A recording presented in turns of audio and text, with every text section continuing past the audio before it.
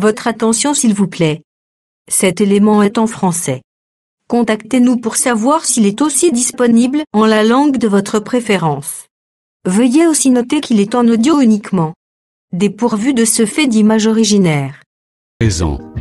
Nous vous convions à suivre, depuis christequality.com et evangileeternel.com, la rubrique Bible mot à mot, ou l'explication prophétique de toute la Bible, livre par livre, chapitre par chapitre, verset par verset, mot à mot.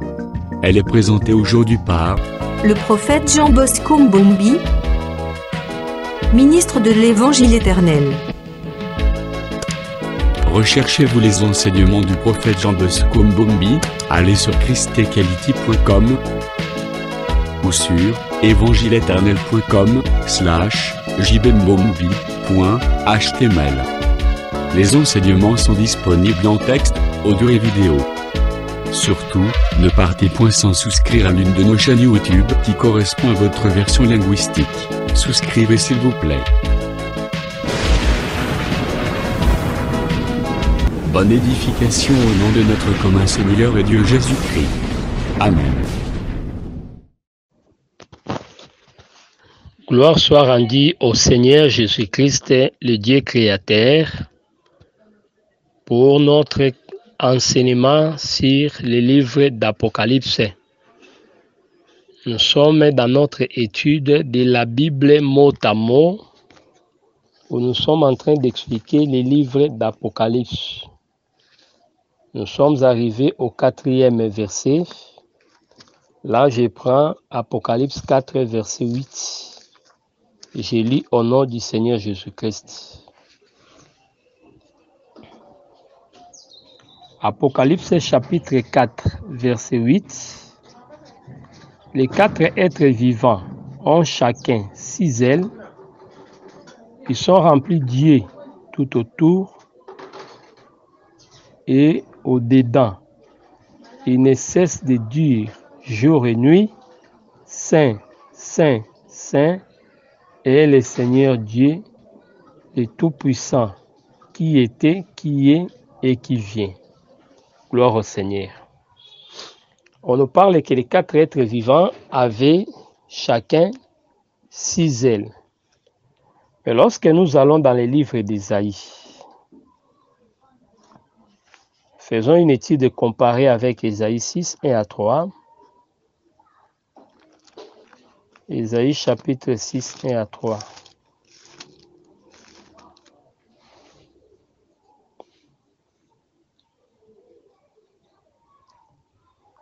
Ésaïe chapitre 6,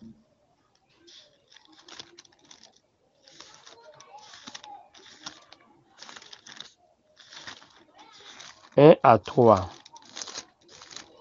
Je lis au nom du Seigneur Jésus-Christ.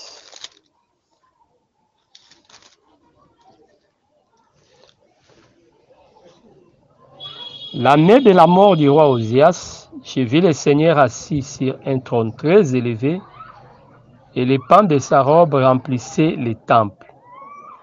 Des séraphins se tenaient au-dessus de lui.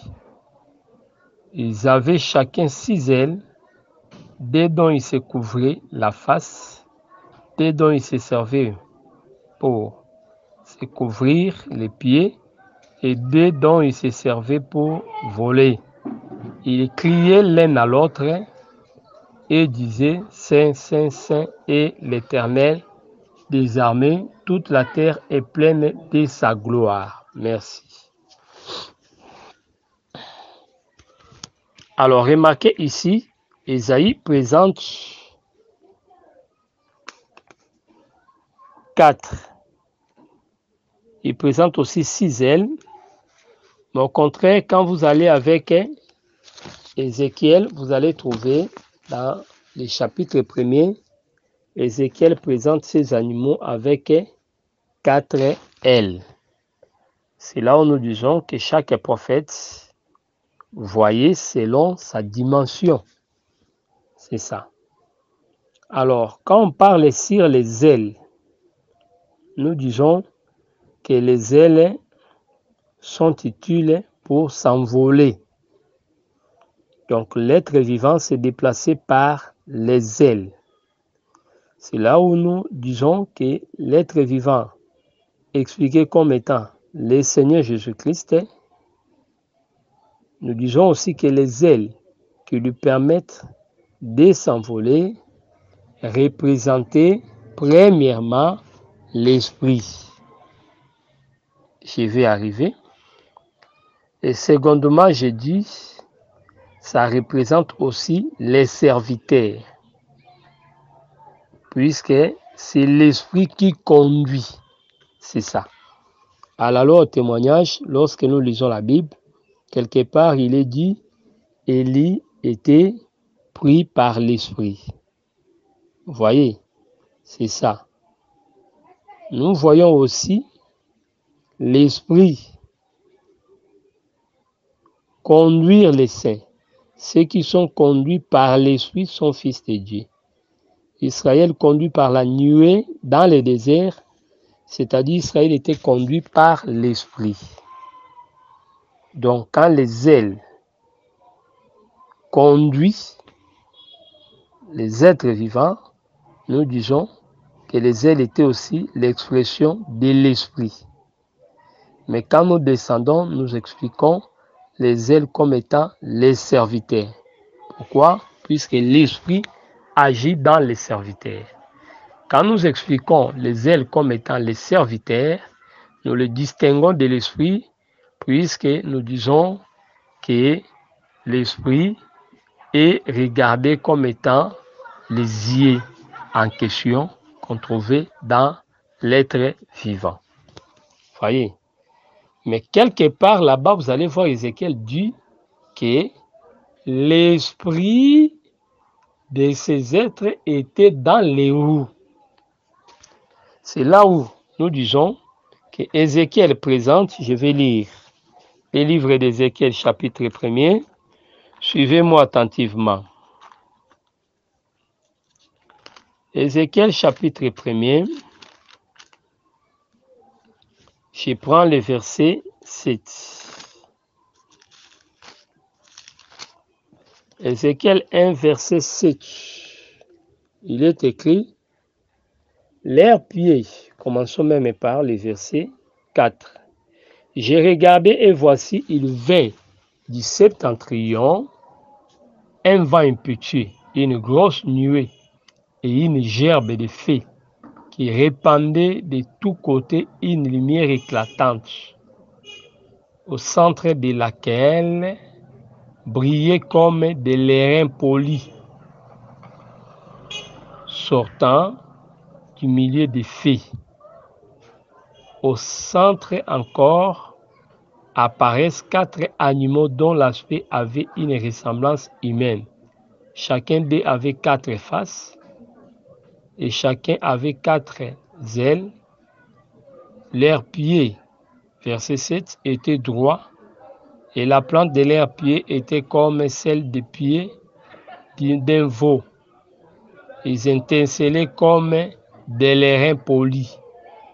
Ils avaient des mains d'homme sous leurs ailes à 4 côtés et sous tous les 4 avaient leurs faces et leurs ailes.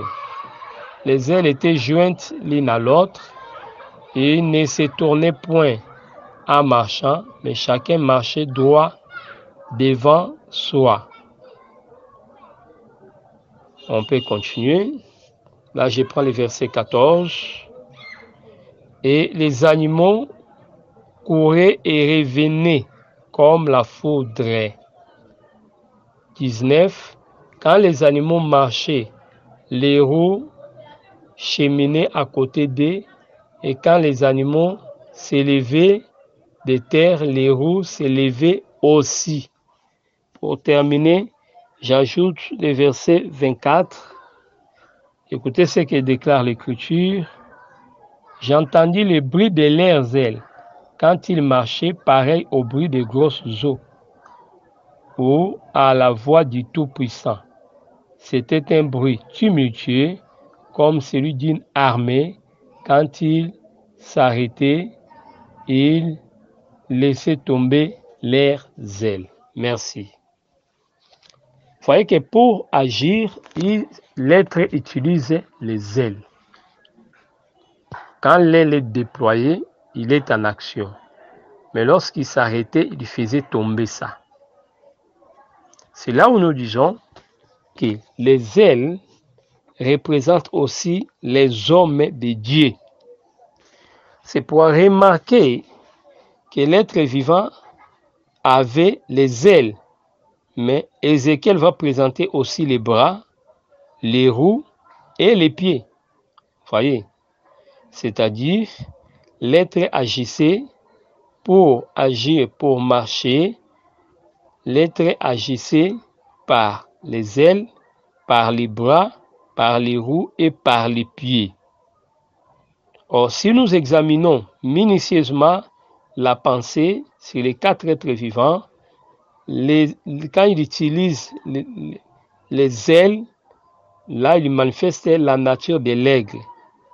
Lorsqu'il fait recours à ses bras, il manifeste la nature de l'homme. Lorsqu'il se sert des roues, nous empruntons le langage du lion. Et lorsqu'il utilise les pieds, puisqu'on dit ses pieds sont comme les pieds d'un bœuf, c'est-à-dire on déclare directement que c'était les pieds d'un bœuf. Voilà pourquoi les roues, nous attachons cela à la nature du lion. Donc, les ailes, c'est pour l'aigle. Il a les ailes comme l'aigle, les bras comme homme, les roues comme lion, les pieds comme les bœufs. Voilà les 4 êtres vivants. Quand les pieds sont comme celui d'un bœuf, cela signifie que ces pieds-là sont les pieds d'un ruminant. Lorsqu'il marche, il laisse les traces. Voyez, c'est pourquoi la loi parlait sur les pieds fourchis et non fourchis. C'est pourquoi les porcs qui n'ont pas les pieds fourchis étaient regardés comme impurs. Mais l'animal devait avoir les pieds fourchis.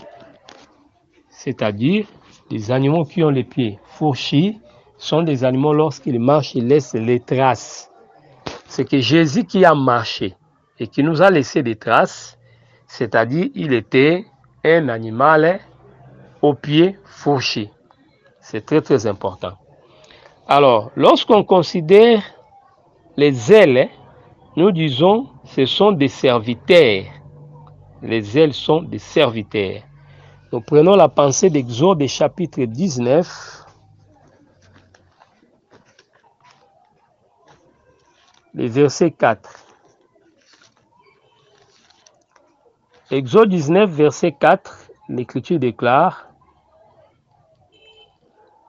Vous avez vu ce que j'ai fait à l'Égypte et comment je vous ai porté sur les ailes d'aigle et amené vers moi. Merci. C'est-à-dire pour que Israël arrive jusqu'à l'Éternel à Sinaï, Israël était porté par les ailes d'aigle. Or, les ailes d'aigle, c'est Moïse et Aaron. C'est comme Jésus lorsqu'il s'est manifesta dans la transfiguration. Permettez-moi le terme, lors de sa transformation, dans Matthieu 17, il était le soleil de Malachie 4 avec les 2 ailes qui étaient Moïse et Élie. Par là, nous comprenons que les ailes parlent aussi du serviteur, les ailes sont aussi les prophètes. Donc un prophète, c'est l'aile du Seigneur. Donc un serviteur, c'est l'aile. C'est pourquoi l'être vivant s'est déplacé par ses ailes. C'est pourquoi quand Jésus est venu dans votre assemblée, quand nous arrivons, un ministre s'amène dans l'assemblée locale, il est l'aile qui amène les seigneurs. Donc le Seigneur est amené par ses serviteurs. Donc les serviteurs qui portent Dieu, nous disons, ils représentent les ailes. Donc voilà la pensée que nous devons retenir. Or, Ézéchiel représente, exprime ces ailes-là en disant que ce sont des ailes qui produisait les bruits. Les bruits. Et dans le verset 24 du chapitre 1er d'Ézéchiel, on dit que ces bruits-là ressemblaient à des bruits de grosses eaux et on l'interprète comme étant la voix du Tout-Puissant. Comprenez? Donc là, nous disons que ce sont ces ailes-là, l'air claquement, les bruits qu'ils produisaient, c'était comme la foudre, et ces bruits-là, c'était comme les bruits des grandes eaux. Donc là, nous disons, c'est les bruits des tonnerres. C'est pourquoi nous ramenons cette pensée d'Ézéchiel 1er à Exode 19, où on expliquait les trônes de colère, on expliquait la descente de l'Éternel sous la loi. Vous voyez? Donc, lorsqu'on parlait sur les grondements des tonnerres, lorsqu'on parlait sur les bruits, tout ce qu'il y avait comme bruit foudre là-bas, c'était les claquements des ailes des êtres vivants. Les mouvements qu'ils accomplissaient, c'est ce qui produisait les bruits. C'est ce que nous dit Ézéchiel dans le verset 14 du même chapitre. Je reprends cette écriture pour notre compréhension. Ézéchiel 1, 14. Et les animaux couraient et revenaient comme la foudre. Donc, quand ils partaient, ils revenaient. Ces bruits-là d'aller et revenir, monter et descendre, c'est ça qui occasionnait la foudre. Donc, c'est comme ça que nous devons comprendre l'écriture. C'est que les bruits provenaient des ailes. C'est pour aujourd'hui, si nous voulons écouter la voix de Dieu sort des ailes. C'est pour Moïse était aussi l'aile qui produisait et Aaron qui produisait la voix de Dieu parmi les peuples.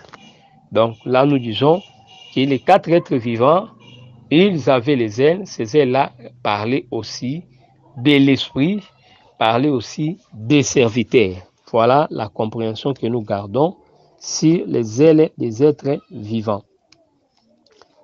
C'est pourquoi vous allez remarquer, il y avait 6 ailes. De l'autre côté, dans Ézéchiel, on parle de 4. Mais Isaïe, comme l'apôtre Jean, ils en parlent de 6. Il fait mention de 6 ailes. Vous voyez, dans Isaïe, on dit les 6 ailes, D, c'était pour couvrir la face, D pour couvrir les pieds. Vous comprenez un peu. Et les 2 autres, c'était pour s'envoler. Donc, s'envoler, c'est lorsqu'il y a l'action. Mais lorsqu'il n'y a pas l'action, c'est-à-dire les ailes couvraient aussi les corps. C'est que là, nous avons les ailes constituées ou devenaient un voile. Vous voyez, les ailes couvraient la face. Là, c'est très, très important. C'est pour expliquer que les ailes jouaient le rôle des chérubins aussi. Donc, les ailes protégeaient la face ou la gloire de Dieu. C'est qu'un ministre de Dieu, dans son exercice ministériel, il est là pour protéger la gloire de Dieu, pour que le ministère ne soit pas l'objet de blâme. Il est là pour protéger la gloire de Dieu, pour garder les saints sacerdoces. Voilà pourquoi Lévi était là, à l'entrée tout autour, c'était Lévi qui devait garder la tente. C'est ça. Donc, nous sommes là pour garder la gloire de Dieu. Lorsqu'on couvre la face, c'est-à-dire on garde la gloire de Dieu. La gloire est dans sa face. Et secondement, lorsque les 2 ailes couvraient les corps, c'était aussi une façon d'expliquer que le ministre est là pour garder les corps que nous appelons l'Église. C'est ça aussi la pensée du vaillant autour de la liturgie. Et lorsque nous trouvons les ailes au niveau des pieds, ça, nous disons, s'ils sont là pour garder l'enseignement ou la marche de l'Église. Voilà la pensée que nous devons retenir dans ces aspects-là. Donc, lorsque nous considérons les ailes comme l'esprit, donc là, nous disons que dans l'ancienne alliance, la gloire de Dieu était cachée.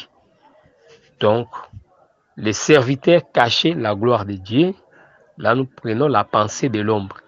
Donc, la gloire de Dieu n'était pas manifestée. C'est ça le voile que Moïse jetait sur son visage. Le corps aussi, quand le corps est gardé, c'est-à-dire l'Église reste un mystère, l'Église n'est pas encore manifestée.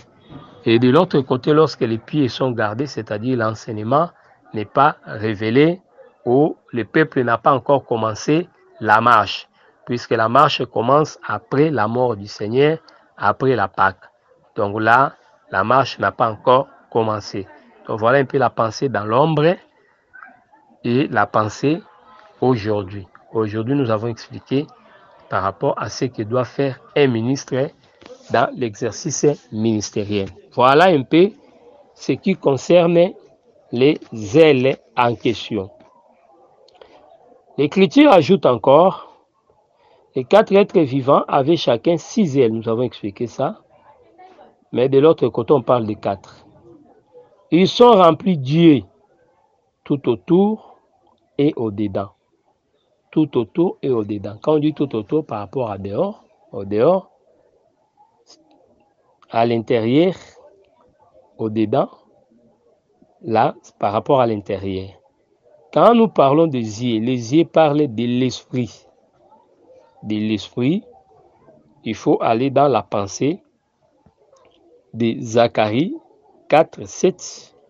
Vous allez voir que la pierre avait les yeux. Voyez, j'aimerais lire cette pensée pour éclairer. Zacharie chapitre 4. Prenons le verset 7. Qui es-tu, grande montagne? Devant Zorobabel, tu seras aplani. Et il posera la pierre angulaire au milieu des acclamations grâce pour elle. Alors, je prends l'autre pensée. C'est les chapitres 3 et Zacharie 3. Le verset 7. On commence même le verset 9. Car voici pour ce qui est de la pierre que j'ai placée devant Josué, il y a 7 yeux sur 7 seule pierre. Voyez. Donc la pierre, l'agneau avec l'être vivant avec les yeux, c'est ça la pierre avec les yeux. Voici, je graverai moi-même ce qui doit y être gravé. Et l'Éternel des armées, dit l'Éternel des armées, et j'enlèverai l'iniquité de ces pays en un jour. Voyez.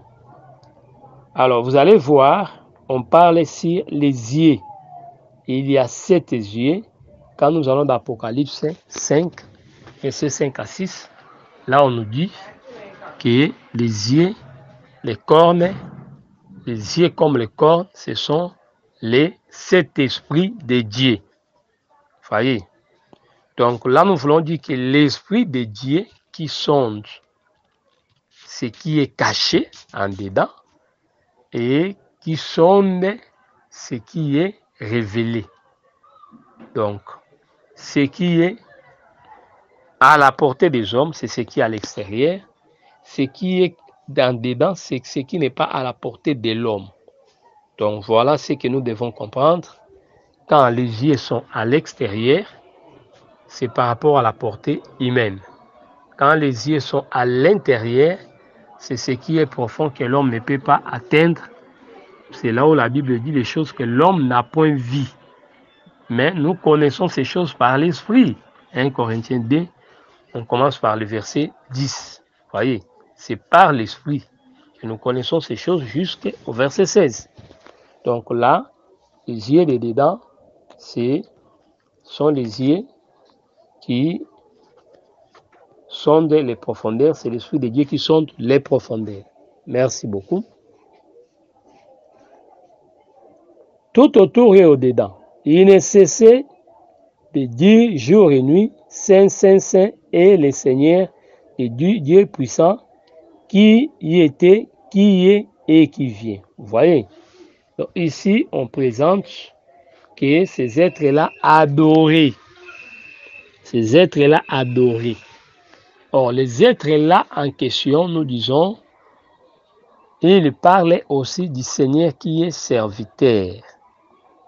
Là, j'ai dit que Jésus était venu sur la terre. Jésus s'était fait serviteur pour nous donner l'exemple. Il a laissé les traces pour que nous les suivons. C'est très très important. Donc, c'est pourquoi vous allez remarquer, lorsque les 4 êtres vivants adorent, vous allez remarquer que les 24 vieillards vont aussi adorer. C'est qu'à vrai dire, les 4 êtres vivants donnent les rythmes aux 24. Là, je descends aussi en rapport avec l'adoration pour dire, les 4 êtres vivants prennent aussi la nature du serviteur.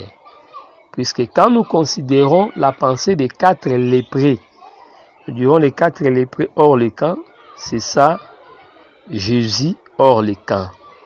Les 4 lépreux hors le camp représentent aussi les serviteurs de Dieu, dans la dimension où ils partent pour annoncer cette nouvelle. Donc la bonne nouvelle concernant l'abondance devait être annoncée par les 4. C'est là où nous disons dans les 4 êtres vivants, voyez aussi les ministres de Dieu. Puisque quand les 4 êtres vivants sont autour du trône, c'est-à-dire sont des gardiens du trône, or les véritables gardiens du trône, ce sont aussi les ministres. C'est pourquoi sur la terre, ils sont représentés comme les 60 vaillants autour de la litière de Salomon. Vous voyez?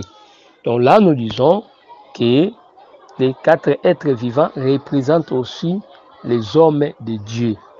Donc là, ils donnent un exemple, c'est eux qui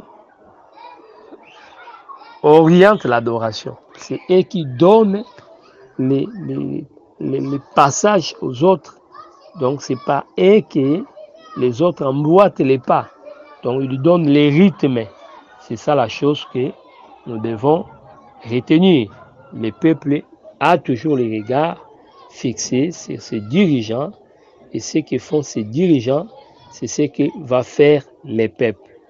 Voilà la pensée que nous devons retenir. C'est pourquoi quand nous prenons le verset 9, vous allez remarquer, quand les êtres vivants rendent gloire et honneur et action de grâce à celui qui est assis sur le trône, à celui qui vit au siècle des siècles, verset 10, les 24 vieillards se prosternent devant celui qui est assis sur le trône, et ils les adorent, celui qui vit au siècle des siècles, et jettent leurs couronnes devant le trône en disant, voyez, je continue la pensée. Donc là, je prends cette pensée pour dire que l'adoration des 24 vieillards est la suite de l'adoration des 4 êtres vivants. C'est ce qui nous permet de dire que les êtres vivants donnent les rythmes aux 24 vieillards. Là, la pensée, nous disons que Christ, comme 4 êtres vivants, il était modèle pour nous montrer comment adorer. C'est ça aussi les ministres qui donnent les modèles de l'adoration pour l'Église, les 24 vieillards. C'est pourquoi l'adoration des 24 fait suite à l'adoration des 4 êtres vivants. Mais remarquez, lorsqu'ils adoraient les 4 êtres vivants, ils insistaient sur la sainteté du Seigneur. Donc quand on dit Saint, Saint, Saint, 3 fois, c'est un témoignage vrai, puisque le témoignage de 2 ou de 3 est reconnu vrai. Cette insistance, c'est un témoignage vrai. Donc il est saint dans le passé, il est saint au présent et il sera saint au futur. Ce n'est pas que Dieu est 3 fois saint, comme cela se dit dans la rue. Donc c'est une confession vulgaire. Mais à la lumière de la parole, saint, saint, saint, nous voulons seulement dire qu'il était saint dans la loi, il est saint aujourd'hui et demain il restera saint. Donc voilà cette adoration. Elle n'est pas différente de l'adoration des séraphins. C'est ce qui nous avait amené à conclure, confrère Cypra, que les séraphins d'Ésaïe 6 ne diffèrent en rien avec les chérubins que nous trouvons dans Apocalypse 4. C'est très très important. Donc nous devons tenir compte de cet aspect-là de l'adoration. L'adoration consistait à dire que le Seigneur est saint. Donc ils adoraient en témoignant la sainteté du Seigneur. Mais lorsque les 24 vieillards se lèvent à leur tour pour adorer, leur adoration se base sur les problèmes qui concernent la création. Apocalypse 4, verset 10. Les 24 vieillards se prosternèrent devant celui qui est assis sur le trône et ils adorent celui qui vit au siècle des siècles. Ils jettent leur couronne devant le trône en disant.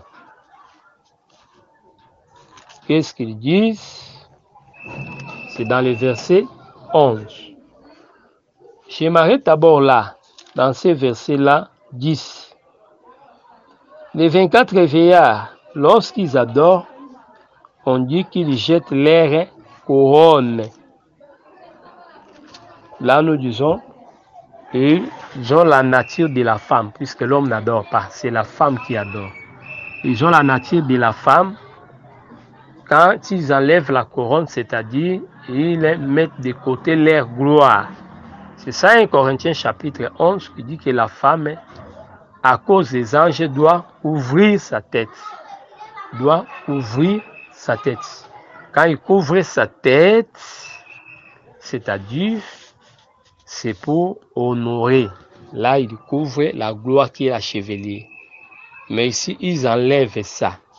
Voyez, c'est pourquoi les êtres vivants ne se voilent pas, puisqu'ils enlèvent la gloire.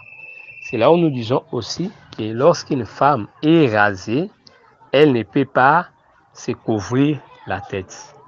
Lorsque la femme est rasée, elle ne peut pas se couvrir la tête. Donc c'est très très important. Mais ici, ils mettent de côté leur gloire. Cette chose-là vaut la peine d'être dit. Alors, remarquez, celui qu'on a adoré, saint, saint, saint, c'est celui qui était, donc saint dans le passé, c'est celui qui est, il est saint, et c'est celui qui vient, même quand il viendra, il sera saint. Verset 11, Apocalypse 4, tu es digne, notre Seigneur et notre Dieu, de recevoir la gloire, l'honneur et la puissance, car tu as créé toutes les choses, et c'est par ta volonté qu'elles existent et qu'elles ont été créées. Voyez ici, on adore le Seigneur par rapport à la création. On reconnaît sa divinité. Donc là, nous disons, il donne au Seigneur de l'or.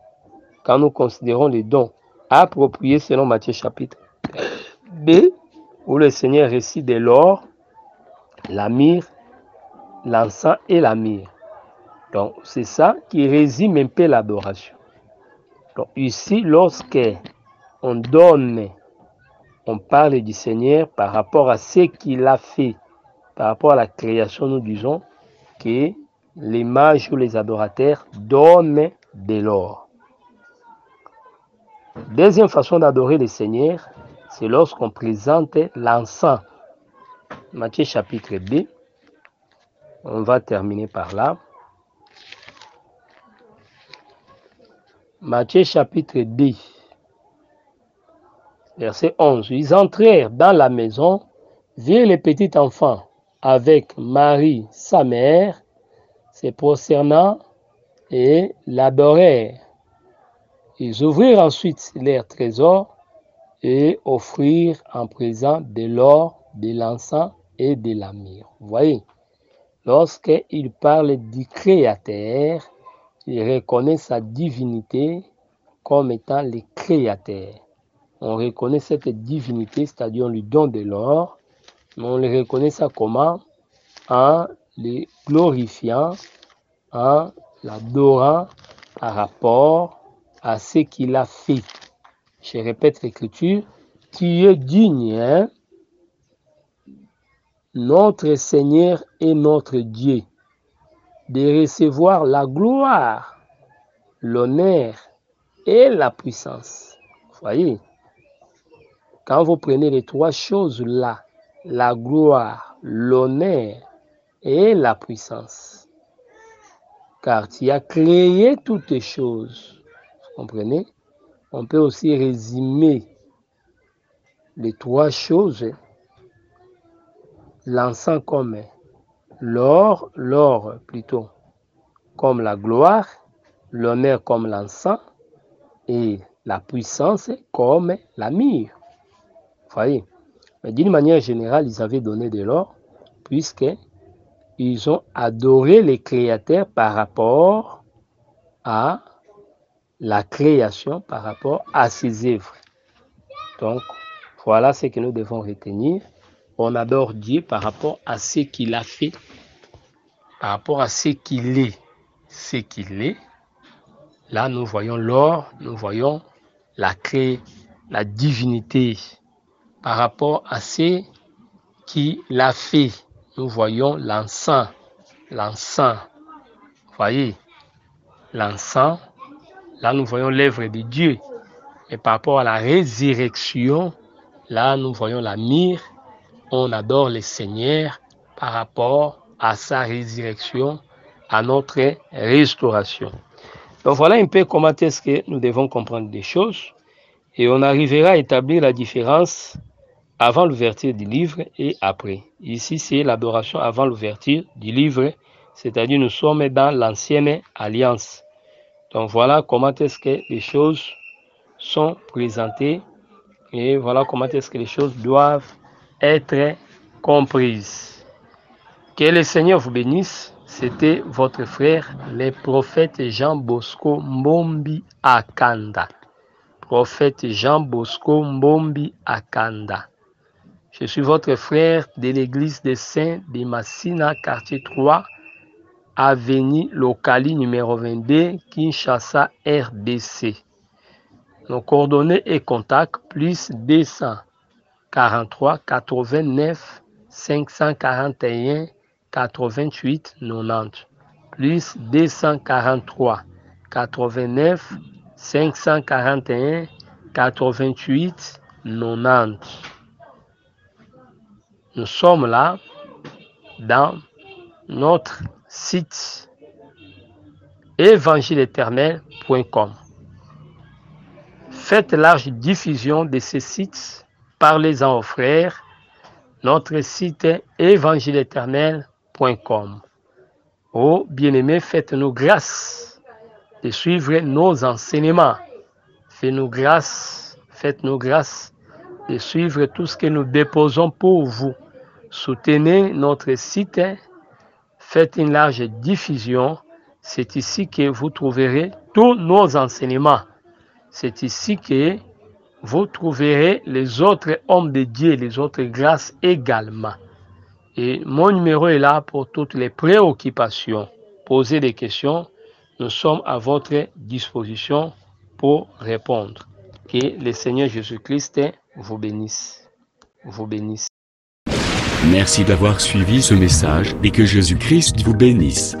Si vous avez une question à l'intention de l'homme de Dieu, si vous voulez que l'homme de Dieu prie pour vous, si vous voulez vous confier à l'homme de Dieu, ou si vous voulez tout simplement bénir l'homme de Dieu, contactez-le directement si ses coordonnées sont disponibles depuis sa page. Sinon, contactez-nous et nous lui transmettrons vos préoccupations. N'oubliez pas de faire un tour à notre page évangélisation pour voir en quoi vous pouvez vous rendre utile à Christ par cette œuvre. Que Dieu vous bénisse tous. Amen. ChristQuality.com. Les cieux en un clic de la souris. Évangileéternel.com, le site de l'Évangile éternel. Christ Equality Fondation, équilibrer la manne ramassée dans le désert de sorte que chacun ait un eumère.